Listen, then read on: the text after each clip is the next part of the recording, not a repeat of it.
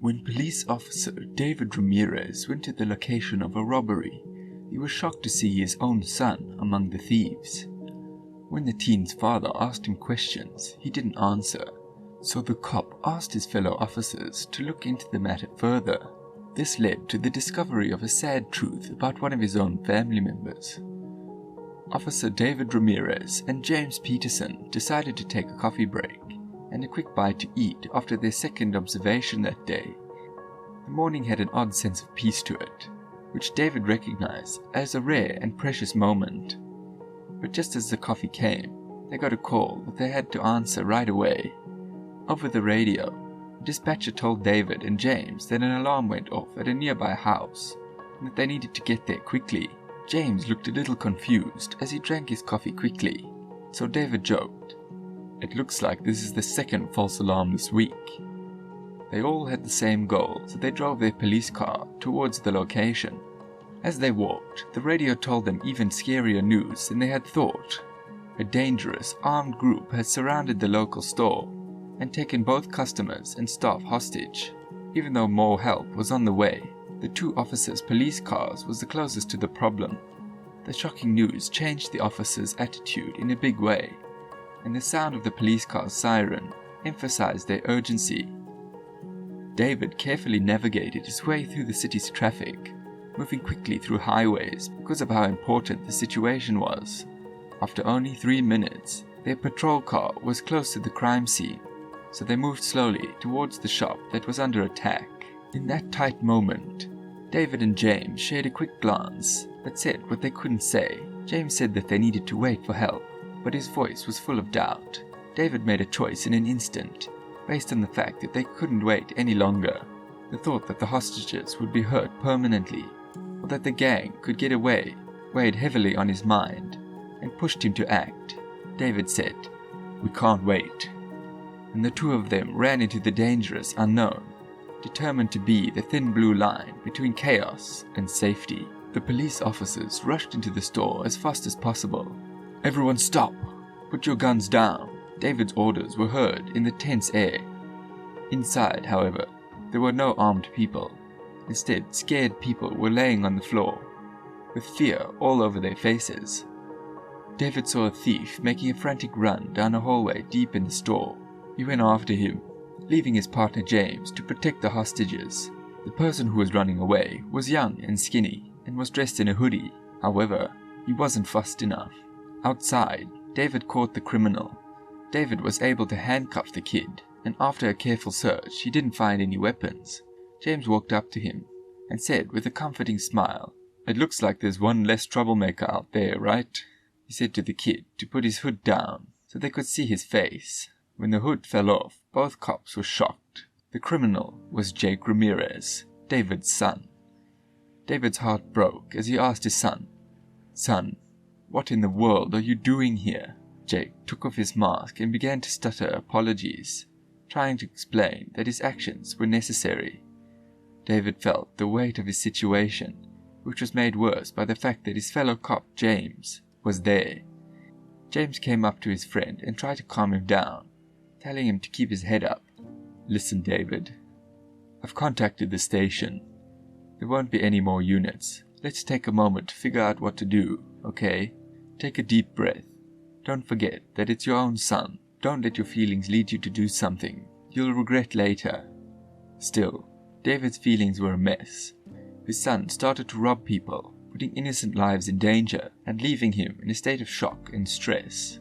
"Please don't tell Mom, Dad," Jake begged. His head hung down. "Does your mother know about this?" David's voice was firm, but full of concern. The boy's eyes begged his father to save him from the bad things that were going to happen, but his father kept saying that he had no choice. David cut him off with a strong, "Kid, remember you've always had a choice besides crime." He almost lunged at his handcuffed son as he said, "You should know better than anyone." James quickly stood in and stopped the argument from getting worse. It was important to figure out what to do next right away. David's career had been marked by his unwavering dedication to justice. He had never let a criminal get away. If Jake was let go now, it would hurt not only his reputation, but also his job as a cop. Jake was only 10 years old when he casually asked his father, "Daddy, If I mess up, will you arrest me?" Back then, David had written it off as the thoughts of a child. The present world, on the other hand, was very different, leaving him with mixed feelings. "Let's take him to the station," he said through tears.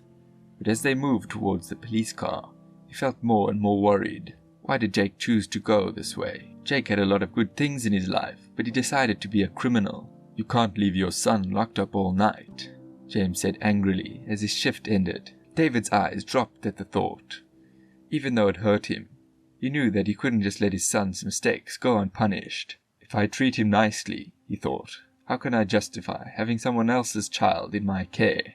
David knew he had to spend the night in jail, and he did so with a sad heart. He said a sad goodbye and went home, feeling the weight of what had happened that day. At home, he had to tell his wife. It was another hard thing for him to do. David was worried about telling her what their son had done and how he had helped him get arrested. On the way, he had to stop because of an accident that blocked his way.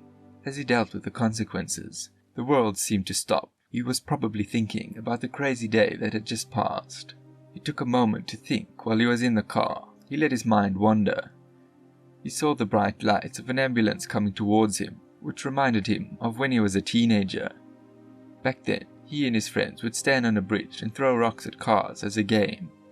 But one day, everything got out of hand. He remembered how a big stone thrown from above went through the window of a car, causing an accident and a big traffic jam.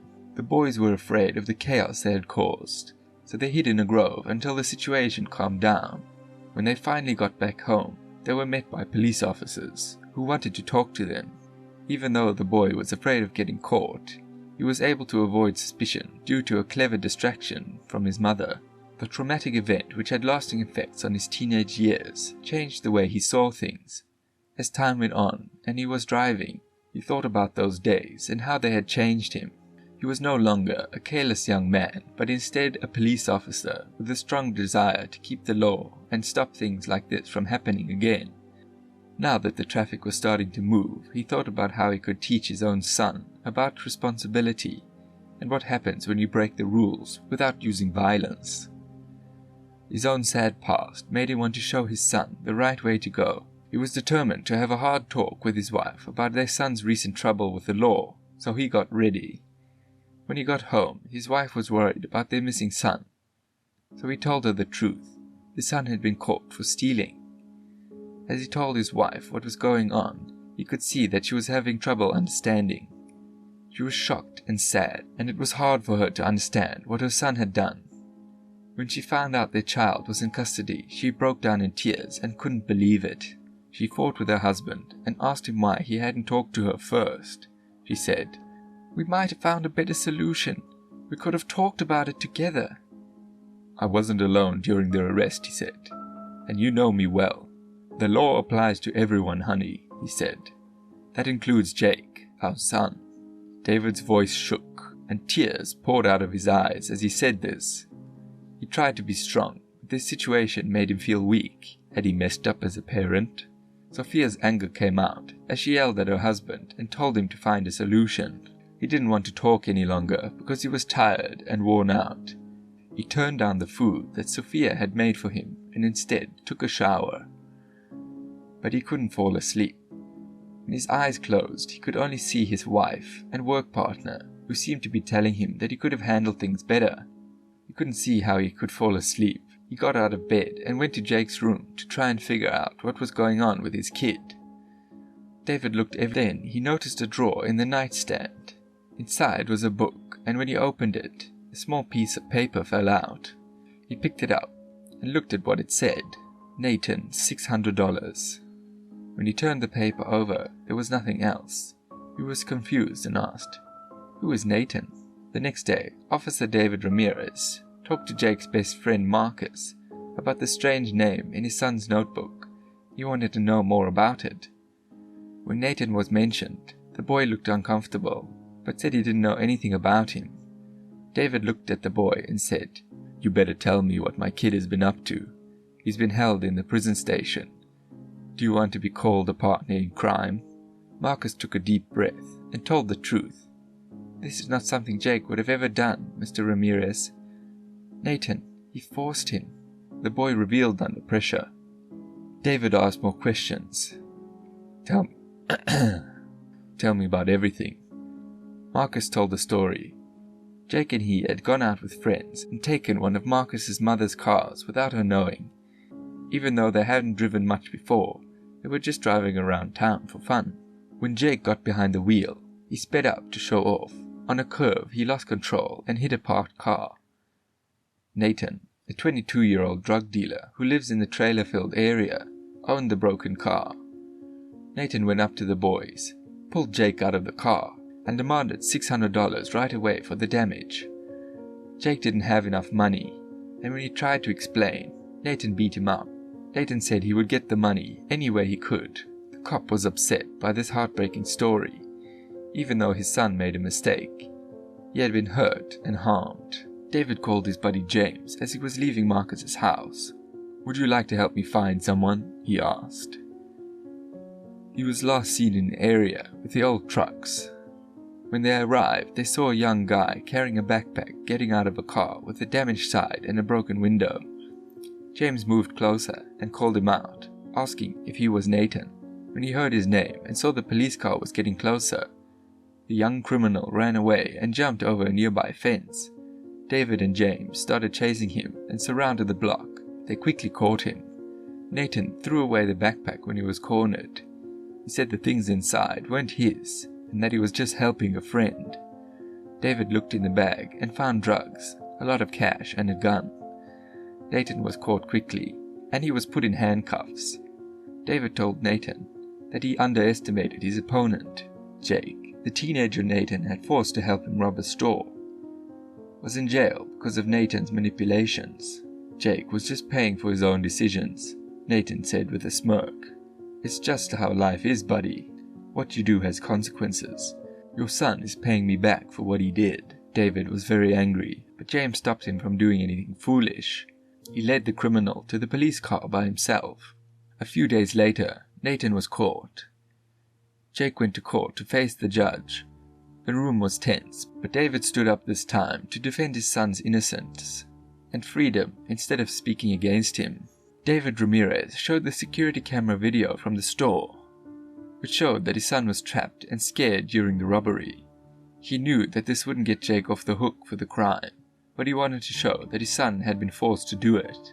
David was about to stop the video when the judge asked him to keep it going. It showed the arresting officer putting his own son in handcuffs while wiping away tears. The act was powerful. It said a lot about how fair David was. The judge gave the accused a chance to say something. The boy said he did it, and said he was afraid for his own life and the lives of his friends.